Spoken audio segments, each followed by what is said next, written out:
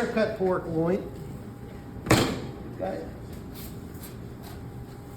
And we're gonna make 2 cuts. Okay. Remember, what we're trying to produce at the end is a center cut pork loin. So our 2 cuts are going to square this, they're gonna be square cuts, okay? They're gonna be straight. Okay, even though this is curved, this cut is gonna be straight. So I have a 90 degrees, and then this one is also gonna be 90 degrees, even though it's not perfect. This is our most valuable product right here, okay? So we can do this. Okay, remember we're at the movies again, right? Okay. And if I was to put my hand on the pig's hip, it would be right here, right? Okay. And if you look at this hip area, and we put the chine feather bones on the table with the ribs sticking up, okay? We look rib area, you get to the loin, and then you start to see this float out, right? It's gonna float out, and if it had a ham, then it would round off. Okay, when you look in the mirror, it doesn't do this, right? Kind of floats. So we know that the hip is somewhere in here, the tip of the hip is somewhere in here. We know that because this is where it starts to flare out. So I'm gonna take my finger and I'm just gonna feel around until I find the tip of the hip. And that happens to be right there. Come here, feel it. And if you think about it, this is your tip of the hip, okay? And this is the rib cut where we're at. So we should find the tip of the hip really in line with this cut. Okay? We don't have to massage it, JD. You just want to find the tip of the hip there. Feel it? Sorry today, you don't need to comfort it no more. It's this point right here. So once I find the tip of the hip,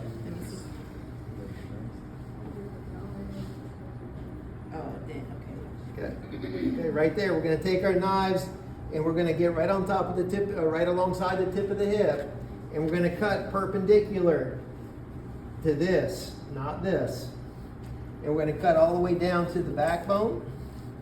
Okay? You can use the saw at this point, or you can just snap it. Or not. If it doesn't snap, use the saw.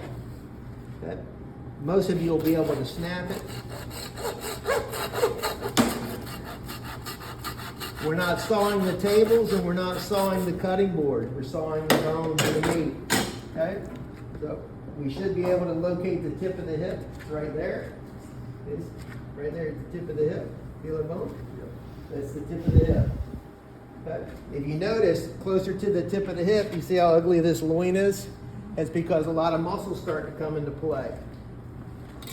Looks like a valuable chop, doesn't it? But right underneath of it is bone. That's the H bone, or the hip bone. So on this cut, this next chop that you look, when you flip it over, it's all bone. In beef, this may leave the tenderloin in there. They would call this a pin bone sirloin steak. Okay? Looks desirable. It's going to have a really big piece of tenderloin in it. But when you flip it over, the whole other side is all bone. Okay, so anyway, that's a sirloin. On the other one, we're going to have the blade bone. And we can see the shoulder blade. It should be right here. Y'all see the shoulder blade? See the shoulder blade? Okay. Now, I suggest that if you read about it, it tells you to cut between ribs number 5 and 6. Okay, but what it doesn't tell you is that the person that cut before you should have cut between 2 and 3. So meaning that if you're cutting between 2 and 3, that means 3, 4, 5, there should be a 3-bone rib roast or blade roast. Okay, you can do that, but what I like to do is maximize the size of the center cut.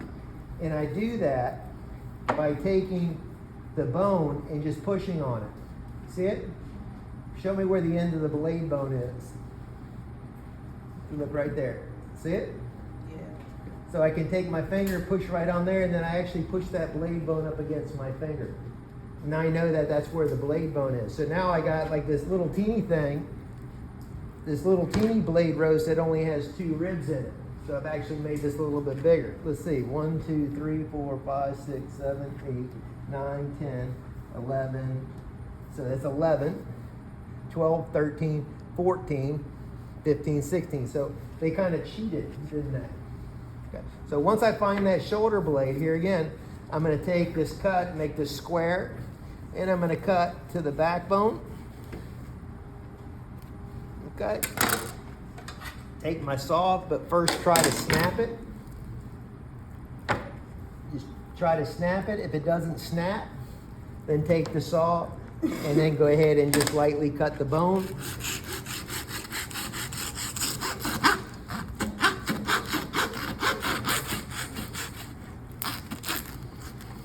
Cut.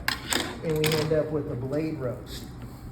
And on here, that's the end of our blade right there. You see that cartilage? Okay. And on this side, we see a big piece of blade.